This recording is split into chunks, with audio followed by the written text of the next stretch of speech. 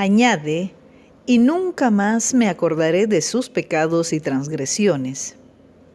Un cordial saludo y bienvenidos al programa El Camino es Jesucristo. Soy Marina Quintana y vamos a hablar acerca de la obra de Dios, cómo Dios está trabajando en el país de Perú. Como siempre tenemos invitados muy especiales y a propósito también quiero agradecer a la Misión Buenas Nuevas de Perú, quien nos da este espacio para poder glorificar a Dios. Y en esta oportunidad el pastor William Escobar nos acompaña, a quien le voy a dar la bienvenida. Pastor.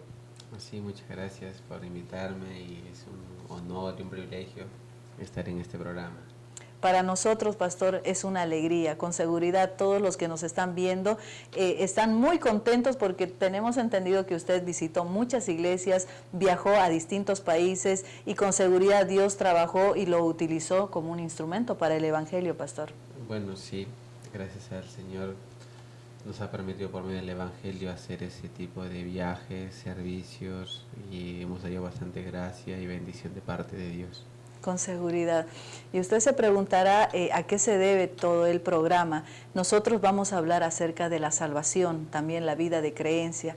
Pero para empezar, hay personas que por primera vez nos están viendo, pastor, y no saben, tal vez no tienen conocimiento de qué es la salvación. No sé si nos puede dar una breve explicación, pastor. Sí, bueno, cuando hablamos sobre el mundo espiritual, siempre se relaciona el tema, ¿no? La salvación. Pero alguna persona aún va a la iglesia, aún tiene el conocimiento, tampoco sabe a ciencia cierta lo que es la salvación, porque piensan las personas que pueden hacer algo para ser parte de esa salvación, pero la salvación es cuando nosotros no podemos hacer nada y alguien nos da la ayuda, la mano, la intervención, y por eso es que nosotros podemos vivir, podemos avanzar, podemos seguir hacia adelante. Entonces, en el sentido espiritual, nosotros no hemos podido quitarnos el peso y la carga del pecado, pero vino el enviado de Dios, que es su Hijo Jesucristo, y Él hizo una obra extraordinaria, única, eterna, infinita y especial para salvarnos.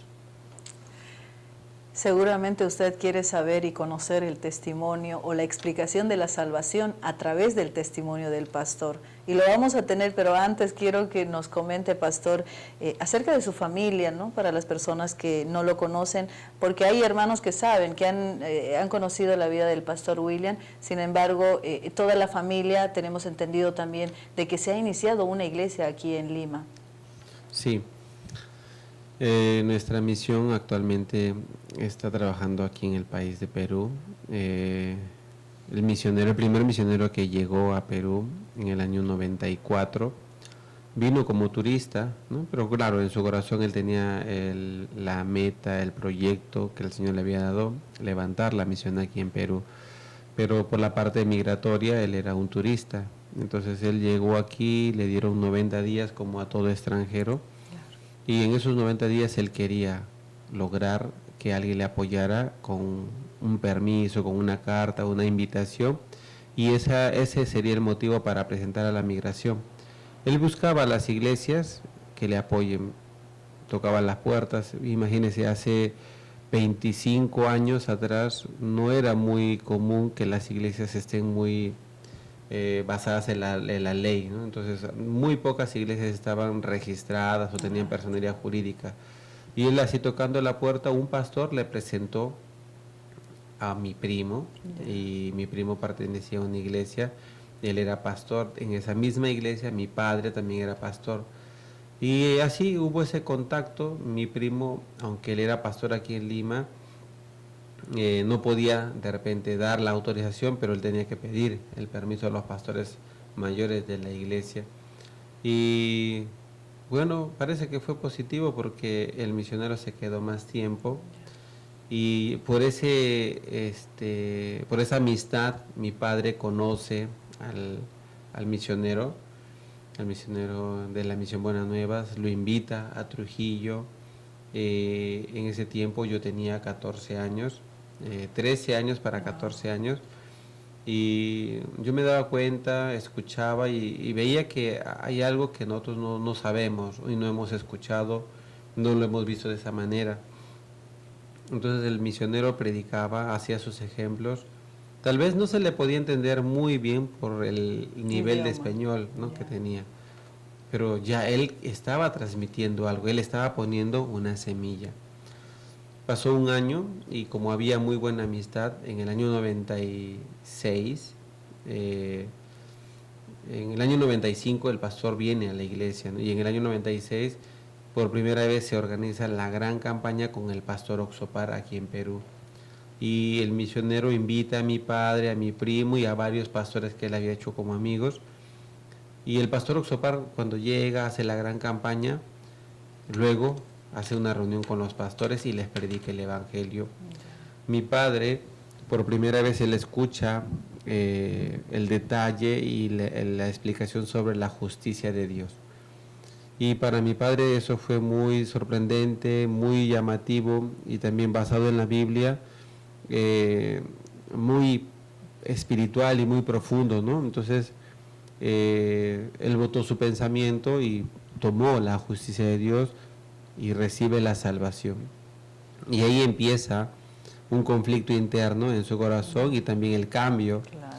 Y él, yo recuerdo, porque cuando él llega a Trujillo, después de ese viaje, de esa visita, yo escuchaba sus prédicas, ¿no? Yo veía, mi padre, él era muy dedicado, él era muy piadoso, muy religioso, porque tal vez la forma de creencia que nos habían enseñado era de que dependía de lo que nosotros hacemos, dependía de nuestro esfuerzo. Y también él enseñaba así porque así le habían enseñado. Pero cuando él había escuchado acerca del tema de la justicia de Dios, era totalmente el cambio. Y yo me acuerdo que él nos predicaba y ya había cambiado la forma de la predicación. Pasaron 2-3 meses y por una reunión familiar, mi padre viene otra vez a Lima. Esta vez él traía a mi madre porque él quería que ella también escuche el evangelio. Pero mi padre personalmente él no le quería predicar, sino él quería que ella escuchara directamente de la misionera o de alguna hermana crecida que ya tenía el evangelio. Y así fue, escuchó el evangelio, era muy duro, muy difícil porque como es pastora, tiene conocimiento, entonces, pero igual la palabra hasta que entró al corazón, ella tuvo ya que tomar la decisión, votar su pensamiento, aceptar el evangelio, y viene la nueva etapa, ¿no?, del cambio en la familia. Ellos viajan a Trujillo, viajan todo el día, llegan a las 10 de la noche y lo primero que ellos hacen, vamos a compartir, ¿no? Cenamos algo y luego 10 de la noche empezó a predicarme. Para mí, primera vez que nos predicaba con una pizarra. ¿Su mamá? Mi madre. Primera vez que nos hablaba. Claro, nosotros sabíamos porque teníamos el conocimiento bíblico, sabíamos todo lo que nos decía, pero no lo habíamos escuchado espiritualmente ni en un sentido para presentarnos delante de Dios. Me acuerdo que mi madre me preguntó, ¿tú eres justo pecador? La típica pregunta, ¿no? Y yo le di la respuesta, yo soy justo. Ella pensaba que yo le iba a decir pecador, porque normalmente todo el mundo dice pecador, pero mire, a mi edad yo pensaba, entonces me preguntó, ¿y por qué tú dices que eres justo? Yo le dije, porque Dios no tiene hijos pecadores, ¿no? Claro, es la verdad, Dios no tiene hijos pecadores. Yo me consideraba un hijo de Dios porque a mi edad vivía en la iglesia, leía la Biblia, había aprendido la devoción por mi padre. Entonces yo me sentía, creo que yo soy hijo de Dios. Por eso yo le dije, Dios no tiene hijos pecadores. La respuesta en teoría es correcta, pero en la práctica, en mi corazón había pecado. Porque recordando las prédicas que mi padre nos daba y hay varios pastores que visitaban, siempre hablan, ¿no?, del infierno, siempre hablan de que hay que pedir perdón y hay que orar antes de dormir porque si Dios viene en la madrugada, entonces una persona se va a quedar y cuando se despierte, entonces es como una condenación, ¿no? Sí. Entonces yo no quería, incluso a mi edad había tenido varios sueños, ¿no? Imagínate, varios sueños sobre el fin del mundo. Sueños de dormir y soñar, sí, esos sueños de dormir y me acuerdo que me levantaba llorando y mi papá me preguntaba ¿qué tienes? Y yo le contaba que he visto el fin del mundo y le contaba que en ese fin del mundo yo me quedaba. Entonces había esa preocupación, entonces mi padre me decía, tú ya sabes qué tienes que hacer. Claro, yo oraba, me entregaba a Jesucristo con una oración, pero en lo más profundo de mi corazón yo sabía que había pecado. Solamente sabía, sí, personalmente, Pero no pero sabía por qué. no se lo decía a mi papá, tampoco quería descubrir mi corazón, pero cuando era la predicación, yo quería protegerme, ¿no? No quería descubrir, no quería ser visto como un pecador, ¿no? Porque uno sabe en teoría que el pecador se va al infierno. Claro. Entonces yo no quería ser señalado o indicado que yo me voy al infierno, por eso decía, yo soy justo. Y creo que es la identificación de muchas personas, ¿no? Aunque saben que el pecador va al infierno y saben que tienen pecado, no quieren pronunciarlo, sí, yo soy pecador. Entonces, para mí fue una nueva experiencia, ¿no? Y los versículos que tocaron mi corazón. Sí, porque en ese momento su madre le explicaba, ¿no? Sí. ¿Y cómo le explicó? Sí, ella por decir, me hizo un dibujo en la pizarra, una persona que hace todo lo malo, ¿no? Tal por cual, y todo negativo. Y al lado, una persona que hace todo lo bueno, pero el corazón de los dos tiene pecado. Entonces, por ser pecador, se va al infierno. Entonces yo vi, ¿no?, que por más que yo aparenté y traté, ¿no?, de hacer todo lo bueno, había pecado. Entonces ella me dijo, no, tú tienes que recibir la salvación. Y yo empecé a botar mi pensamiento, a aceptar, ¿no?, la obra de Jesucristo, la justicia de Dios. Y pues, como dice en el libro de San Juan 1:29, Jesús venía indicado con esa misión, el Cordero de Dios que quita el pecado del mundo. Y lo que le daba más profundidad y más impacto a esa palabra en mi corazón era Hebreos 10:10, que con una sola ofrenda hizo perfectos para siempre a los santificados. Y luego en Hebreos 10:17, y nunca más me acordaré de tus pecados y transgresiones. Interesante. Sí. Y luego ya cuando recibe la salvación, la iglesia se expande más. Usted, de la iglesia de Trujillo, eso pasó en la iglesia de Trujillo, ¿verdad? Claro, en ese tiempo nosotros participamos en una iglesia, ¿no?, que había venido de Venezuela, ahí participamos. Y después de esa iglesia recibimos la invitación para ir al seminario, a la misión. Esto es la invitación para sus padres, Sí, para todavía mis no padres. para usted. Claro, yo era un adolescente, tenía 15 años recién. Ya. Sí. Y usted llega a la iglesia, ya llegan como seminaristas, ingresan sus papás. Mi madre, porque mi padre, él dijo que iba a entrar y lo esperamos 4 meses y no entró. Entonces él se sintió, no, ya no quiero empezar de cero. Entonces él renunció a la otra iglesia, pero él le dijo al pastor, al misionero, le dijo, yo ya no quiero hacer lo que yo hice cuando era adolescente, así. Él me dijo, no, ya yo quiero mejor dedicarme a apoyar a la iglesia y todo. Voy a predicar, pero no quiero tomarlo ya como antes, como una carrera, ¿no? Así. Entonces él empezó a trabajar, ¿no? Pero igual nosotros teníamos los cultos en la casa, habíamos aprendido el horario del seminario, habíamos aprendido el culto, el orden del culto, el temor a Dios. Entonces empezamos a evangelizar a nuestro barrio. Recuerdo que una vecina, ¿no?, recibió la salvación, y otra vecina, y luego el pastor nos visitó a Trujillo. Y antes de eso, nosotros habíamos salido del seminario y habíamos visitado a nuestra familia que vive en la ciudad de Piura. Y en la ciudad de Piura, en la casa de mis abuelos, empezamos a hacer el mismo horario del seminario. Nos levantábamos temprano, 6 de la mañana, ya estábamos leyendo la Biblia o escuchando un cassette. Y luego en las tardes salíamos a visitar a nuestros primos y les compartíamos el evangelio, y luego venían en la noche, escuchábamos juntos, y un día le llamamos al pastor, pastor, nuestra familia se está reuniendo. El pastor viajó desde Lima para ver eso. Wow. Al llegar, él predicó, compartió, y él prometió, aquí vamos a hacer la iglesia. Nuestra familia, mi padre, mi madre, quisieron vivir no en Piura, sino en Trujillo.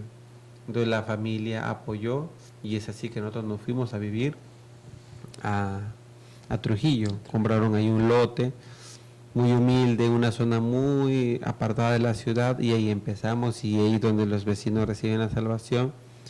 Y el pastor dice, voy a mandar un seminarista. Nos mandó un seminarista, estuvo con nosotros 3 semanas y compartíamos, salíamos. Yo me acuerdo que tenía 15 años y me subía a los buses a predicar, no a vender caramelas, sino a predicar. Y la gente nos escuchaba muy atento y la gente venía. Y luego el pastor, la primera iglesia que funda en la provincia es Trujillo. Trujillo. Después viene Chimbote y luego tercero es Piura. Wow, qué interesante, Sí. pastor. También queremos saber cómo recibió el llamado, pastor, para el seminario. Sí. A ver, algo cortito. Sí, yo cuando recibí la salvación tenía, yo recibí la salvación el 31 de julio a las 4 de la mañana, ¿no? Del año 96. Y el 3 de agosto es mi cumpleaños. Entonces, mis padres, como regalo de cumpleaños, me dijeron que vaya a Lima. Vine a Lima, conocí al misionero en su casa, escuché la predicación. En esa semana que estuve, que fue un regalo de cumpleaños de mis padres, yo escuché durante 5 días la prédica como algo especial, las 5 mujeres de la genealogía de Jesucristo. Y esa predicación de verdad se sembró en mi corazón. Yo nunca había meditado sobre las 5 mujeres de la genealogía de Jesucristo. Sabía, ¿no?, que había estaba Tamar, ¿cierto? Estaba Rahab, estaba Ruth, estaba Betsabé, estaba María, pero yo no sabía por qué aparecían sus nombres en la genealogía. Pero en esa semana nos predicaron. Entonces en mi corazón yo dije, no, yo quiero ser misionero, yo quiero predicar, yo quiero ser predicador. ¿Y cómo le explicaron esa parte? Bueno, el pastor nos desenvolvía la fe que había en esas mujeres que pudieron desafiar la situación, pudieron desafiar su límite, y ellas enfocaron bastante en la simiente de Jesucristo. Entonces, por eso es que ellas aparecen, ¿no?, en la genealogía de Jesús. Entonces, cuando yo escuchaba eso, yo decía, no, yo también, si María, si Betsabé, si Tamar, si Rahab, ellas miraban hacia Jesucristo, entonces yo también. Y durante un año y medio, yo tenía bastante anhelo, yo quiero ser seminarista, misionero. Pero pasando un año y medio se me enfrió mi corazón, ¿no? Me alejé de la iglesia, tenía ya 17 años y durante 8 meses yo no escuché la predicación, no asistí a la iglesia. A mi edad ya era un rebelde tradicional típico de los jóvenes, adolescentes. Yo ya quería estar en el ambiente del mundo, a las discotecas y todo eso. Pero mi madre, mi padre y el pastor intercedían mucho por mi alma. De todas maneras ellos querían jalarme, ¿no? Me invitaron a un campamento de jóvenes. No escuché, entre comillas dije que escuché, el pastor predicó el tema de San Lucas. San Lucas. Para un campamento de jóvenes. Y ahí habló una palabra que yo no la tomé seriamente, antes al contrario, ¿no?, como solamente para salir del paso. En San Lucas todos testificaban sobre San Lucas 1, 37 y 38, ¿no?, donde dice, hágase conforme a tu palabra, ¿no?, así. Entonces yo también así testifiqué, así, hágase conforme a tu palabra, pero no sabía qué era lo que estaba diciendo. Luego, cuando ya terminé el campamento, me dijeron que me quede. Yo no quería quedarme. Y el pastor me hizo una pregunta, ¿no? ¿Tú tienes algo más importante que escuchar la palabra de Dios? Esa palabra me dejó mudo, me dejó quieto. Y me hizo meditar. Entonces yo le dije, bueno, pastor, sí, yo tengo que trabajar, estudiar. Pero claro, no se compara con escuchar la palabra. Entonces quédate. Me quedé. Pero solamente una semana yo tenía que quedarme. Pero después de una semana yo empecé a ver que por escuchar la palabra ya era diferente mi corazón, me empecé a quedar. Al mes el pastor comparte sobre la conversión de Pedro. Cuando Jesús le dice a Pedro, ¿no?, Pedro, echa la red. Y Pedro dice, nunca él había hecho así, nunca había hecho por la palabra de otras personas, pero él dice, más en tu palabra echaré la red. Y luego Jesús, después de que Pedro se le arrodilla y le dice que es un hombre pecador, Jesús le dice, yo te haré pescador de hombres, ¿cierto?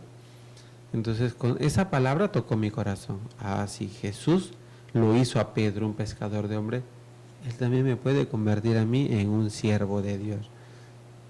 Y ahí empieza, ¿no? El pastor aseguró esa palabra. Él me dijo, si tú decides tu vida para el Evangelio, tú servir al Evangelio, Dios se va a encargar de toda tu vida, se va a encargar de todas tus necesidades.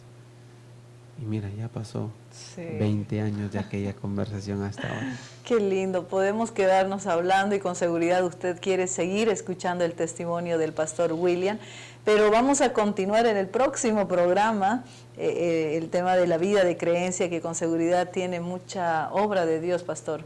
Sí, bueno, las mismas situaciones, dificultades nos hacen buscar a Dios y claro, no solamente eso, sino ver las obras de Dios. Claro que sí. Nosotros estamos agradecidos, pastor, de que usted esté en el programa. Ya estamos en la recta final. Su despedida, pastor. No, sí, animamos a todos los amigos que siguen este canal, este programa, llevar, ¿no?, las secuencias de este programa y cada vez va a haber algo muy interesante. Ahora nos toca compartir el testimonio y unir nuestros corazones con la voluntad de Dios. Muchísimas gracias, pastor. Nosotros terminamos acá, estamos iniciando la segunda temporada de El Camino es Jesucristo. Nos despedimos con el mensaje del pastor Oxopac. Permiso. 오늘 많은 사람들이 예수를 믿으면서 죄인이라고 그럽니다. 십자가에 못 박아 우리 죄를 죽었다고 또 죄를 지은 죄인이라고 말하는데 성경을 자세히 읽어보면 아닙니다. 예수님은 십자가에 우리 죄를 완벽하게 씻었습니다. 그렇기 때문에 그 피로 내 죄가 사해졌다는 걸 믿는 그게 예수를 믿는 것이지, 예수 내 죄를 십자가에 못 박히고 믿어도 죄인이라면 내 죄를 살고 십자가에 피만 흘리고 내 죄를 못 사했다면 예수는 십자가에 실패했다는 이야기밖에 안 되는데, 그 이름을 인하여 죄 사함을 얻게 되는 이 진리, 이것을 땅 끝까지 예루살렘에서 만방에 전파하는 주의 뜻입니다. 그래서 우리가 이 일을 했을 때 하나님이 1000가지 만가지를 도와주시는데, 하늘에게는 하나님이 얼마나 기뻐하시겠습니까? 우리 이 나라에 이제 제사함 받는 사람이 있구나, 할렐루야, 제사함에 찬송하는구나. 이제 예수님 한번 섬겨봅시다. 마음을 쏟아서 여러분 복음을 위해서 한번 살아봅시다. 하나님이 나를 위하는 것이 내가 나를 위하는 것보다 1000배, 10,000배 좋습니다.